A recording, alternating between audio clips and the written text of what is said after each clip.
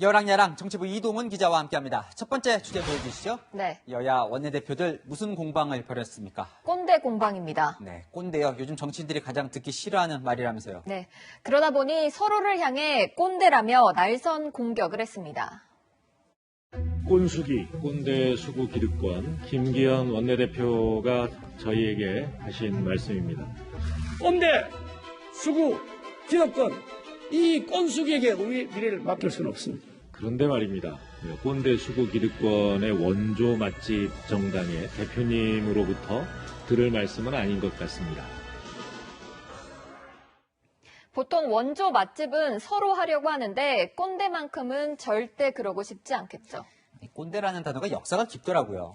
네, 영국 BBC 방송은 2년 전에 한국의 꼰대 단어를 소개하면서 자신이 항상 옳다고 믿는 나이 많은 사람이라고 정의했습니다. 나이보다는 내가 옳다는 아집이 꼰대의 포인트일 것 같습니다.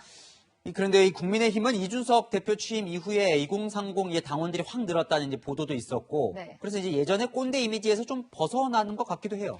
네, 윤호중 민주당 원내대표 그런 모습이 부럽지도 두렵지도 않다고 했습니다.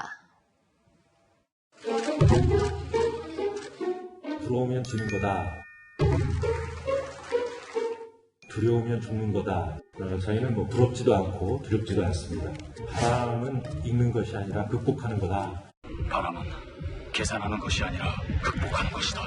저희는 그것을 잘 극복해 나갈 수 있으리라. 민주당이 이준석 바람을 어떻게 극복할지 지켜보는 게 관전 포인트가 될 것 같습니다. 네, 다음 주제 보겠습니다. 네. 자, 치명적 실수. 문재인 대통령과 윤석열 전 검찰총장 중 그럼 누가 치명적 실수를 한 겁니까? 네, 대표적 진보 농객인 강준만 전북대 명예교수는 한 언론 인터뷰에서 윤석열의 악마화가 문재인 정권의 치명적인 실수였다고 지적했습니다. 흥미로운 표현이군요. 윤석열의 악마화가 문재인 정권의 실수다. 네, 윤석열 전 총장이 전 정권 적폐청산 수사를 할 때는 박수를 치다가 조국 전 법무부 장관에 대한 수사를 하자 180도 돌변해 버렸다는 겁니다. 서울중앙지검 검사장 윤석열. 우리 이제 윤 총장님은 정말 권력에 휘둘리지 않고 또 권력의 눈치도 보지 않고 검찰총장의 직무 집행 정지를 명령하였습니다.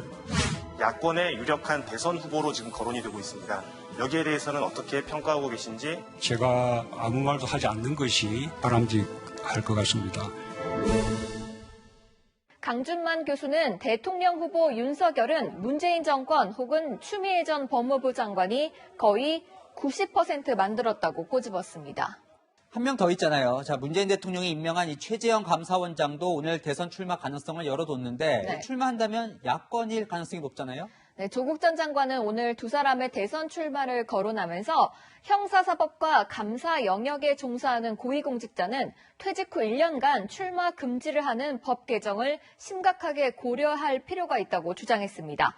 하지만 아이러니하게도 두 사람을 임명할 때 인사 검증을 담당했던 책임자가 당시 조국 대통령 민정수석이었습니다. 이렇게 될 줄 알았으면 검찰총장 감사원장 안 시켰겠죠. 네, 한치 앞을 알 수 없는 게 정치인 것 같습니다.